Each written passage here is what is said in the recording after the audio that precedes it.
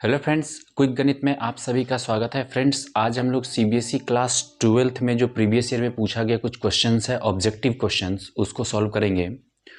उसमें एक क्वेश्चन है, the function f x cube plus 3x is increasing in interval minus infinite से 0 से इन्फाइनाइट, रियल नंबर और 0 to 1।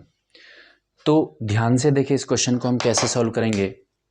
यहाँ पे मेरा एफ एक्स इक्वल्स टू दे रखा है, एफ एक्स बराबर दे रखा है एक्स क्यूब प्लस 3x। ठीक है, अब इसका हम ये चेक करेंगे कि ये इंक्रीजिंग ऑर्डर इंटरवल में कौन सा में है। तो फर्स्ट इसका हम क्या निकालेंगे, F of x, F dash x, मतलब इसका डिफ्रेंशिएशन निकालना होगा। और x के पावर n का डिफ्रेंशिएशन होता है n x के पावर n-1, तो ये हो जाएगा ये 3x स्क्वायर प्लस ये हो जाएगा 3x dx बाई dx हो जाएगा 3, मतलब F of F dash x हो जाएगा 3x स्क्वायर प्लस 3। अब इस फंक्शन में हम x का वैल्यू अगर कुछ भी डालें तो ध्यान से देखिए, यहाँ पे x स्क्वायर है, डिपेंड तो इसी पे करेगा।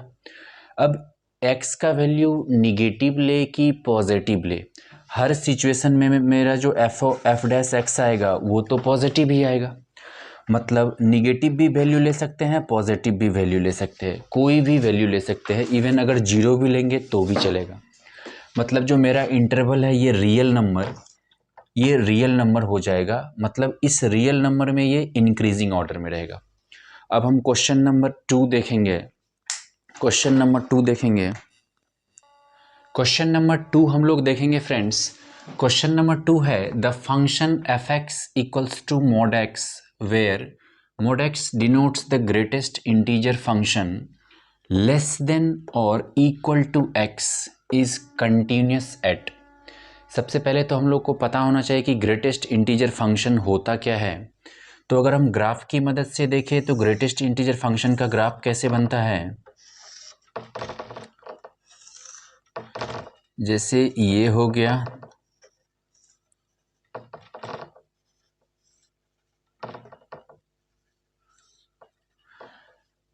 कंटिन्यूस फंक्शन किसको बोलते हैं, अगर हम पेन बिना उठाए किसी फंक्शन का ग्राफ बना रहे हैं तो ये फंक्शन कंटिन्यूस होगा।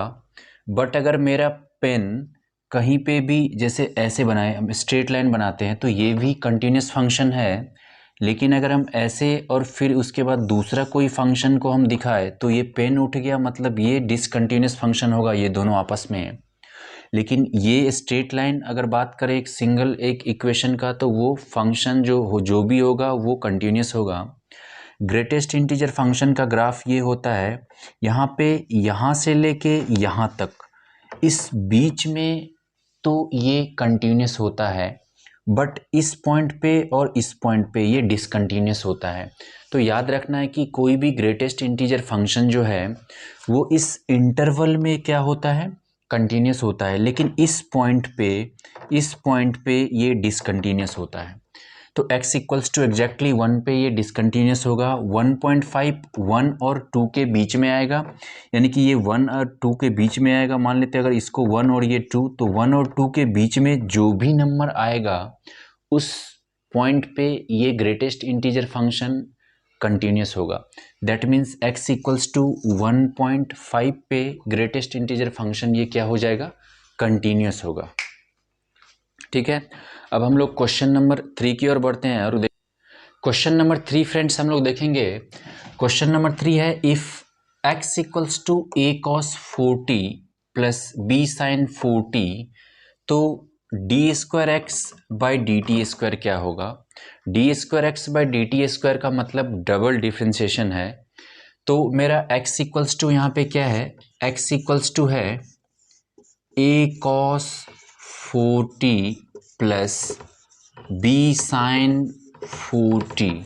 जब इसका हम डिफ्रेंशिएशन करेंगे, dx बाई डी टी निकालेंगे जब, तो इसका अलग डिफ्रेंशिएशन हो जाएगा d a cos 4t by D T plus d b sin 4t by D T, दोनों फंक्शन का अलग अलग डिफ्रेंशिएशन निकालना पड़ेगा। और हम जानते हैं कि cos x का डिफ्रेंशिएशन होता है माइनस साइन x, और साइन x का डिफ्रेंशिएशन होता है cos x। लेकिन x के जगह पे यहाँ पे क्या है, 4t है, मतलब इसको ऐसे करना पड़ेगा, a तो कांस्टेंट है, कांस्टेंट बाहर आ जाता है, ये हो जाएगा d cos 4t by d 4t into D 4t by D T. ये 40 और 40 कट जाएगा तो यही d cos 4t by D T बचेगा। इसी तरह इसमें हम करेंगे, b कांस्टेंट है, बाहर निकल जाएगा, d sine 4t by D 4t into D 4t by D T. ठीक है, अब हम जानते हैं कि cos का क्या होता है, माइनस साइन, तो a इंटू इसका क्या हो जाएगा, minus sign 4t into 4t का क्या हो जाएगा, 4t का dt बाई डी टी होता है 1, तो 4 बाहर निकल जाएगा, तो 4 into 1 plus b into sine theta का होता है cos थीटा, तो यहाँ पे क्या हो जाएगा, cos 4t इंटू 4t का फिर यहाँ से क्या हो जाएगा, 4 इंटू 1, मतलब ये क्या हो जाएगा मेरा, minus 4a sign 4t plus 4b cos 4t। ये मेरा आ गया dx बाई डी टी। अब इसको एक बार फिर से डिफ्रेंशिएशन करेंगे। यहाँ पे अगर हम D square X by D T square निकालेंगे इसका, तो क्या हो जाएगा, सभी अलग अलग फंक्शन का डिफ्रेंशिएशन होगा, तो ये जो कांस्टेंट है ये तो बाहर निकल जाएगा, तो ये क्या हो जाएगा, minus 4a D sine 4t by D T plus 4b बाहर आ जाएगा, D cos 4t by D T. अब ध्यान से देखें, फिर से साइन 4t का डिफ्रेंशिएशन क्या होगा, 4 cos 4t minus 4 cos 4t, क्योंकि सॉरी साइन थीटा का क्या होता है, cos थीटा, तो इस साइन थीटा का क्या हो जाएगा, cos 4t, और 4 बाहर आ जाएगा, तो 4 इंटू 4 क्या हो जाएगा, 16, तो ये क्या हो जाएगा, minus 16a cos 4t plus, इसमें भी वही हो जाएगा, cos का होता है माइनस, तो ये क्या हो जाएगा, minus 4 into 4 4b into 4 sign 4t।